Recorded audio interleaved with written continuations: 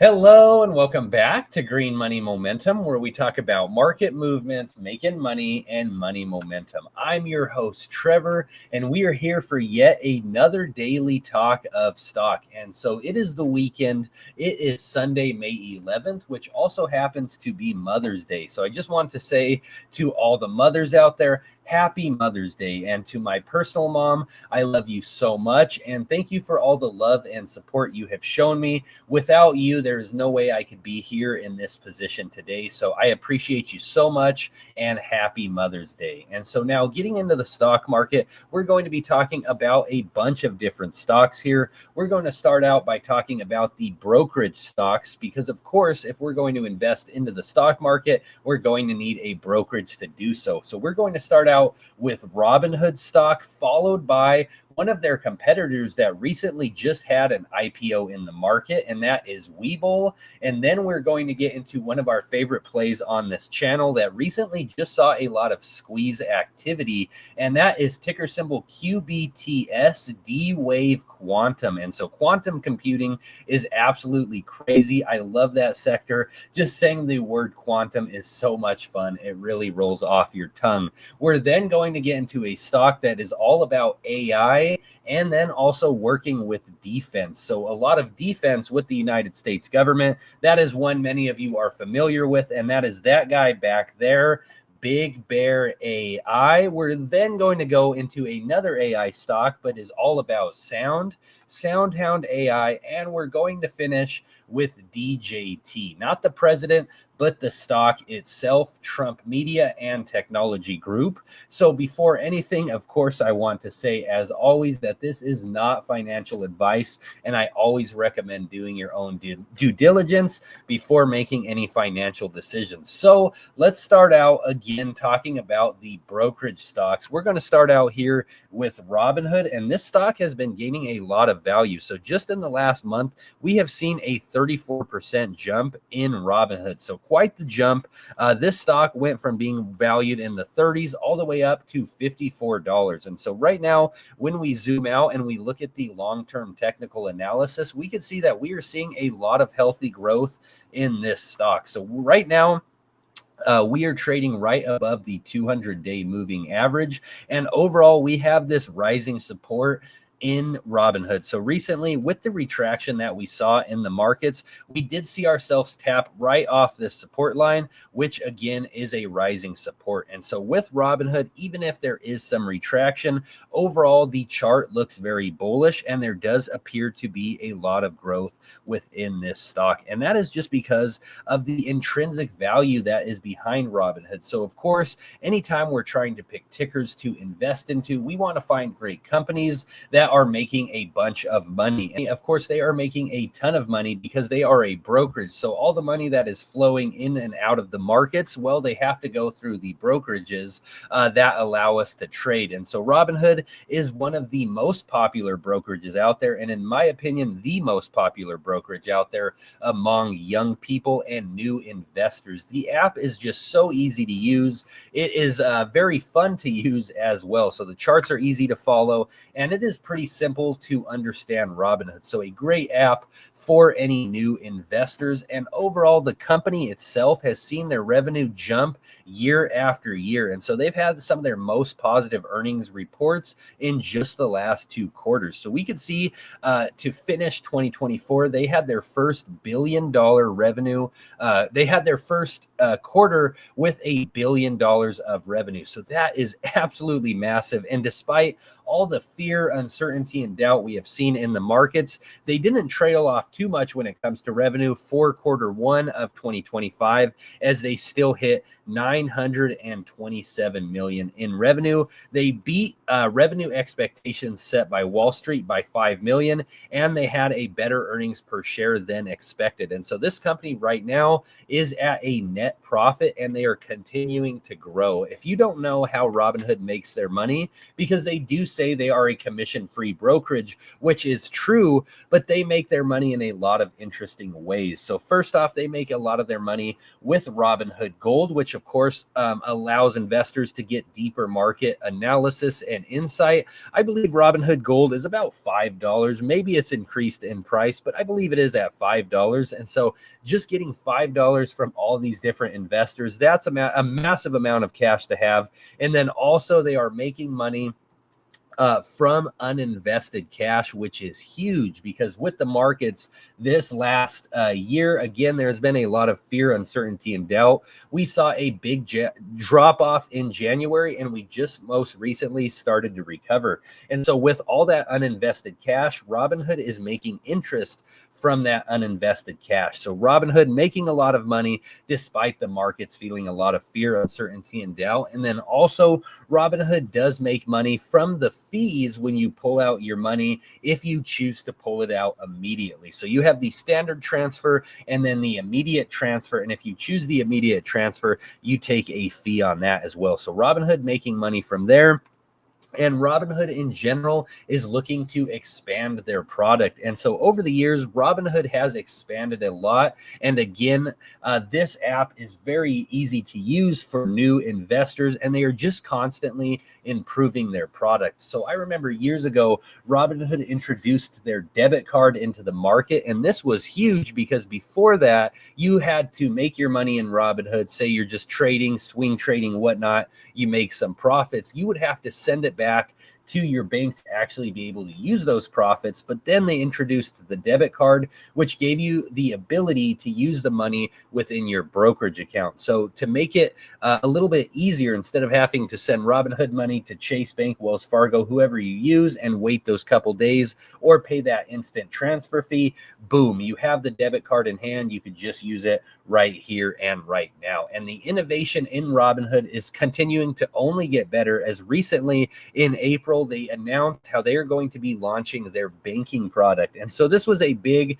checkmate to SoFi, because SoFi, what gets so many investors bullish on there is because they are an investing platform as well, but they also have all their banking. So SoFi is a big bank, and now Robinhood doing the exact same thing. And so we have Robinhood Gold, we have the Robinhood debit cards, and now we're going to see Robinhood banking. So Robinhood really is becoming that all-in-one when it comes to finance. Now you have your investing account, you have your bank account, and hell, you could even gamble on Robinhood as well. There's all the event contracts where you could bet on events such as will the Fed cut next month. We had the elections contracts earlier, or at the tail end of last year as well. So Robinhood is investing, is banking, is gambling, and this stock, in my opinion, is a pretty nice blue chip company. They have a massive market cap of 48 billion, and no time soon do I see Robinhood falling off the face of the earth. And so Robinhood gaining a lot of value, new investors every single day. And what makes me even more bullish on Robinhood as well is many times with stocks and plays in the market, we will see dilution. So a lot of the times we will see shares of a company, we will see it expand. We will see them add more shares into the market, or we will see other forms of dilution with them having convertible notes or other financial instruments that overall dilute the shares within the company. But Robinhood is the complete opposite. And so we're always having fear about dilution, but we could see here that Robinhood is actually looking to do the opposite. So Robinhood has not announced any plans for any significant stock dilution in 2025.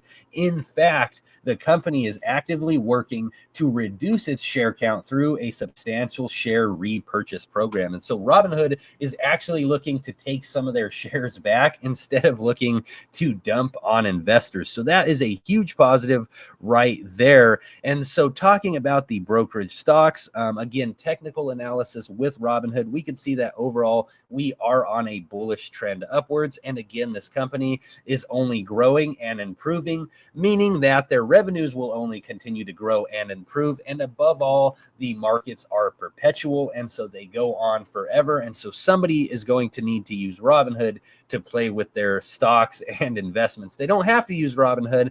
Again, Robinhood is the most popular, so it's very likely that they do. But another brokerage that is close to my heart that I have used over the years, I've been a big Robinhood user, but this other platform here I have used a lot for my long-term investments, and that is Webull. And so Webull recently just had their IPO in April. And so it was, what was that day? It was, looks like April 11th, they had their IPO.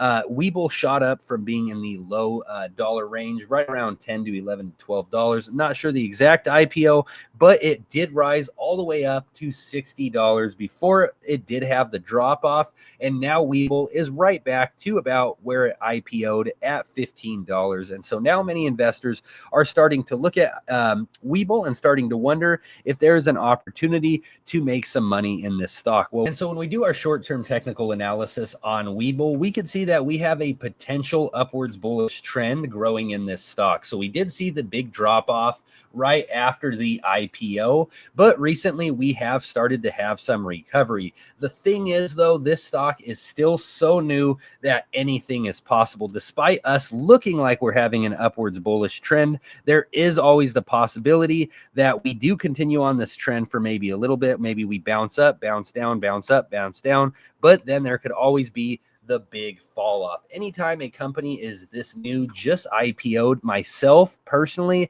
I want to wait to see a chart build up. So usually I won't even invest into a company until they're around for over a year, just because of all the possibilities of dilution. Again, the share price hasn't actually been discovered yet. So like on day one, again, we saw Webull being worth around $13, go all the way up to 65, but back to 15. So where does the real value lie when it comes to Webull? And so when doing my deeper research on Webull stock, I actually found something super interesting. And this is why, as investors, we should always do some really deep due diligence. And so I know a lot about Robinhood.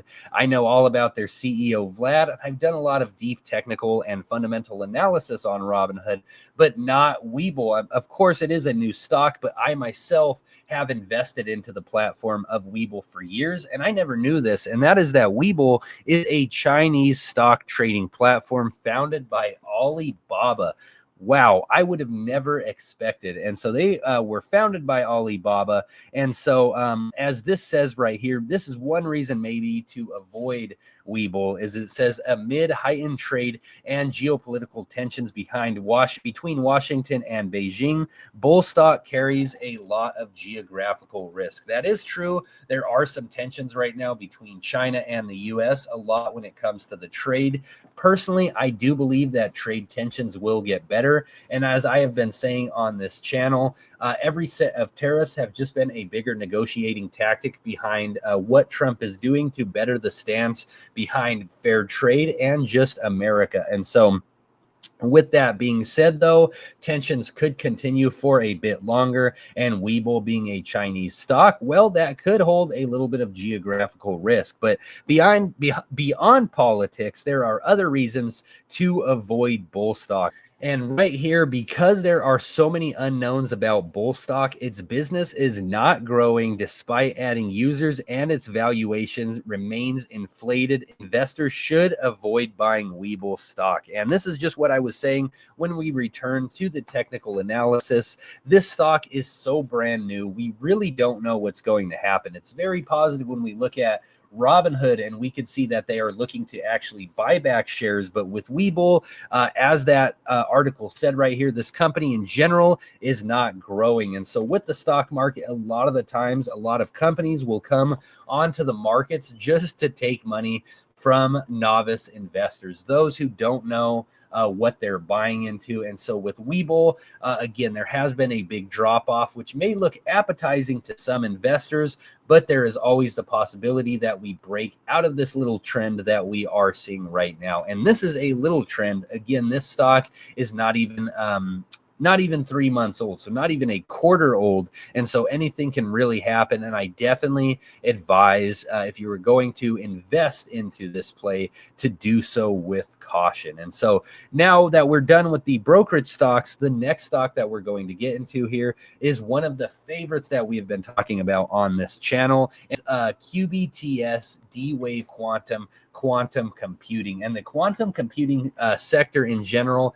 is one of my favorite to talk about. I believe that this sector has a lot of intrinsic value behind it. And the more I have learned about quantum computers, the more bullish I really become, because quantum computers have a lot of real world use, especially with this QBTS. They just recently did some studies on some magnetic materials, and they said that their simulation, what they discovered, they figured something out. They were able to solve the problem in a short period of time, which would have otherwise, with classical supercomputers, taken a million years. That is the statement by D-Wave Quantum CEO Alan Baratz. And so when we look at this chart, we could see that there is a very obvious bullish trend building in this stock. So we have the rising support, and then we have the rising resistance. And currently we are getting closer to that rising resistance. We are looking a bit overvalued on the RSI, but we still have some room to run on the MACD. And so the last time we had a big, massive green uptick was in March, and that was with their earnings. And that uptick did last a couple of days. So we could see that lasted from the 11th all the way to the 18th. So a 7-day run up. This momentum that we've recently seen in QBTS, the two big green candlesticks we could see here, was just from the last 2 trading days. And so their earnings was announced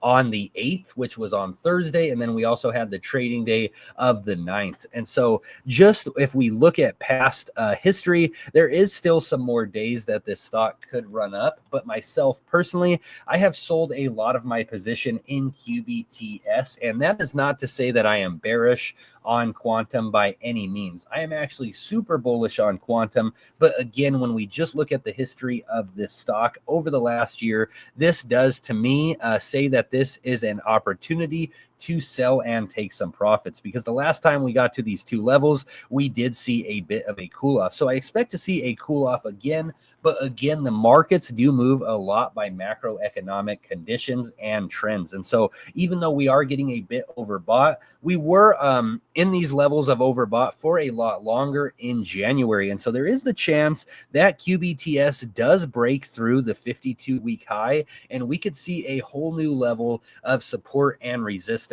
depending on how far the stock runs. Myself, again, I have taken the opportunity to sell and take some profits. So I'm actually hoping for a little bit of a short-term retraction. If it doesn't happen, though, I still have a moon bag in QBTS, and I will still participate in the run up. But just as an investor, I do want to grab some more and have my healthy profits as well. And talking about healthy profits, that's actually what sent the stock up so much recently. Is they again just had their earnings report, and you could see here when it comes to the history of their earnings, they had their biggest revenue hit ever. And so with this quarter, it was projected that they were going to be at 10.5 million.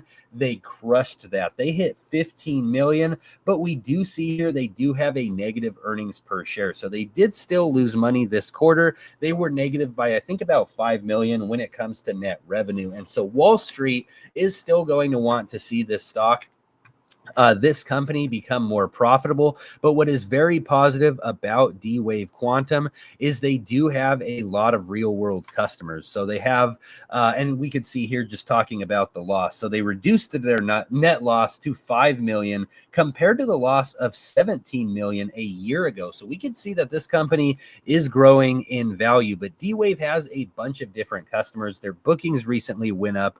So the company in general is gaining a lot of intrinsic value.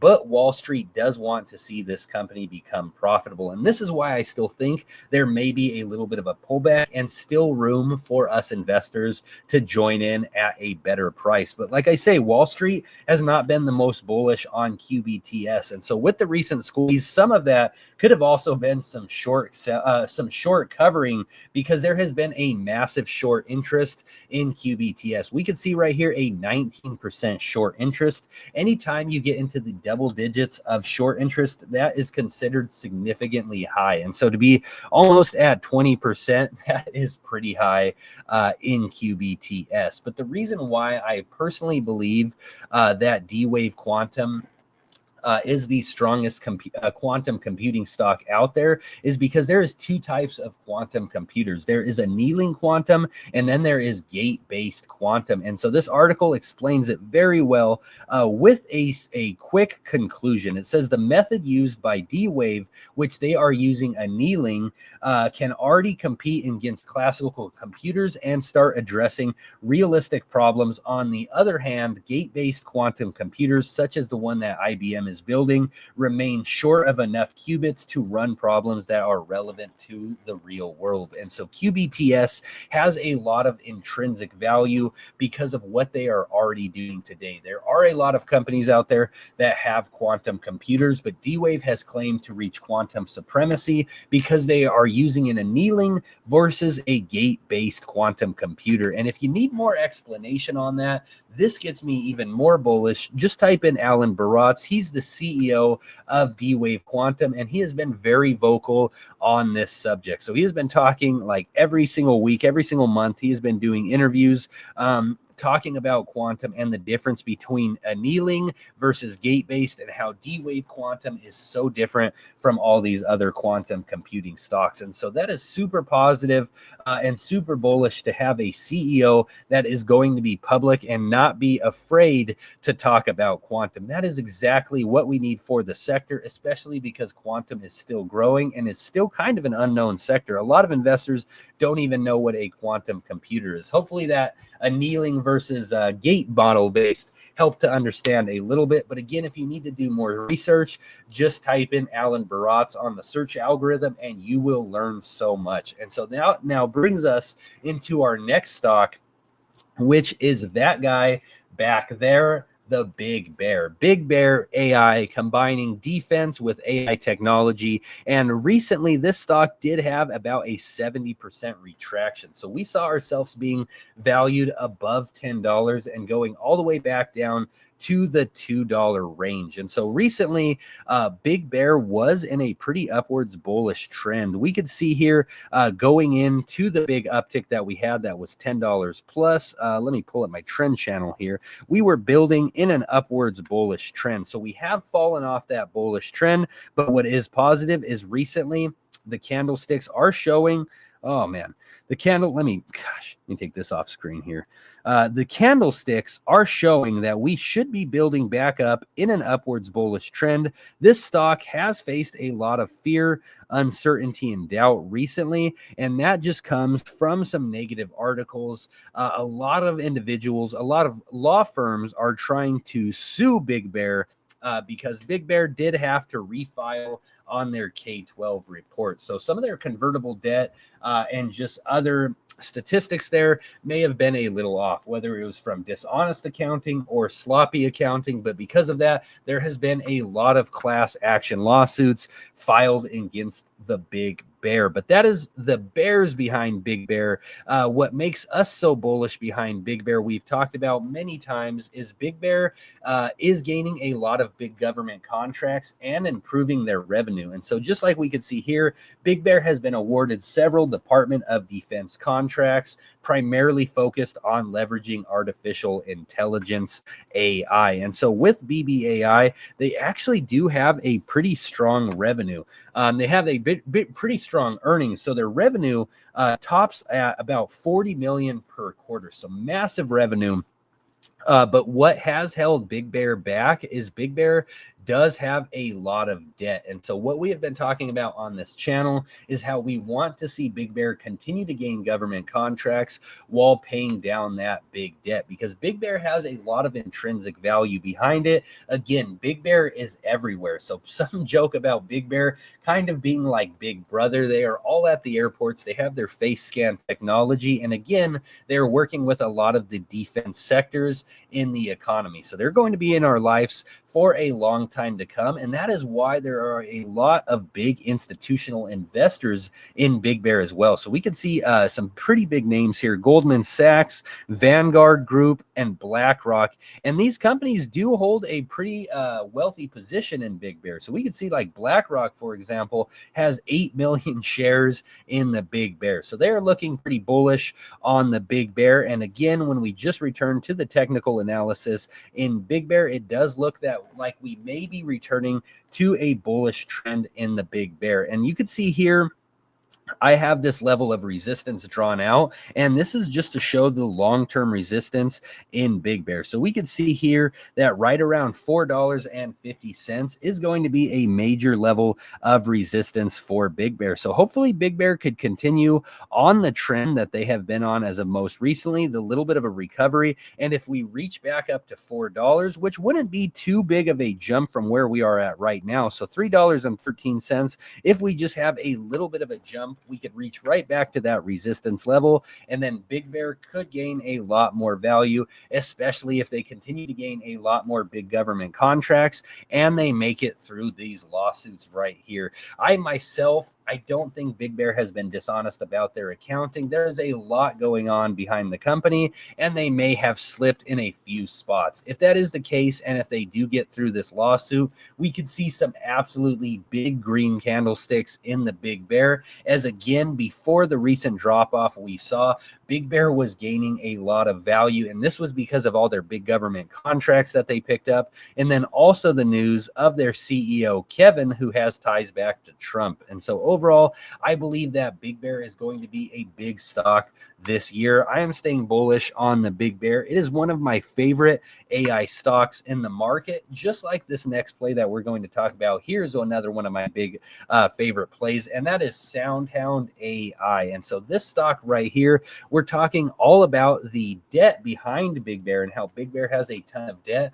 Well, Soundhound is the complete opposite. So Soundhound announced last year that they had an early debt payoff. And so Soundhound was a company with a decent amount of debt, and they have paid it all off. And so not only have they paid all their debt off, but Soundhound is another company that is being treated a little unfairly by Wall Street just because they haven't reached profitability yet, but their revenues are growing quarter after quarter. So some massive increases. When we look at just the first quarter of 2025, we could see that they had a revenue of 29 million, whereas opposed to the first quarter of 2024, they were only at 10 million. So they had a big jump there, but this company, like some of the others that we have talked about here, still not profitable. So they still do have a net loss. They were at -6 cents per share. But again, the revenue is seriously increasing in Soundhound.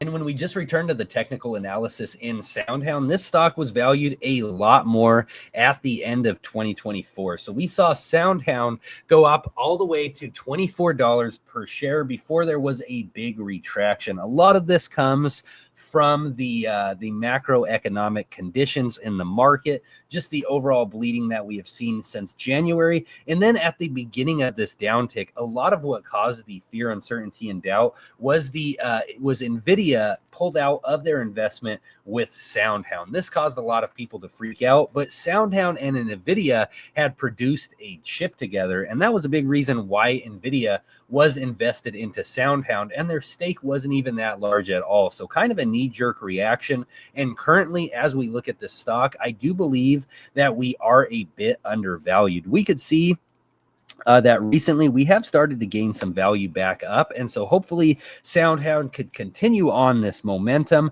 When we look at the other indicators of the RSI and the MACD, we are at 49 on the RSI, and we still have a chance to run higher on the MACD. And so with this company, during this big momentum uptick that we saw, it was because a lot of the great news they got, and then how they were absolutely crushing their earnings reports. Not much has changed when it comes to crushing their earnings reports. And when it comes to news, I do believe that we will continue to see some big news in Soundhound. It's only a matter of time because this company works with a bunch of different vendors using their sound technology. So they work with a lot of the automotive industry, and then also more notably, a lot of the restaurant industry as well. And so with Soundhound, This company being under $10, I personally think is a steal. The first time we ever called it out was around $4, and then they had all this hype and momentum. And so Soundhound is being used in the real world today.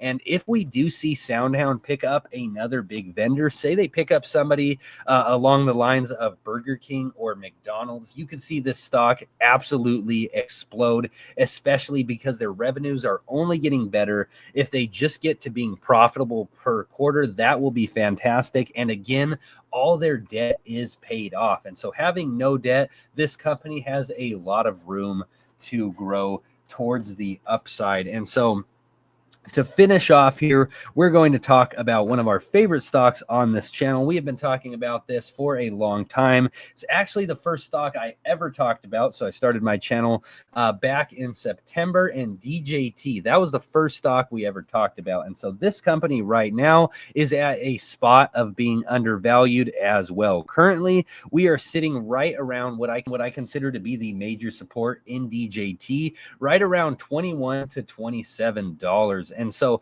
this stock moves a lot off the hype when it comes to Trump.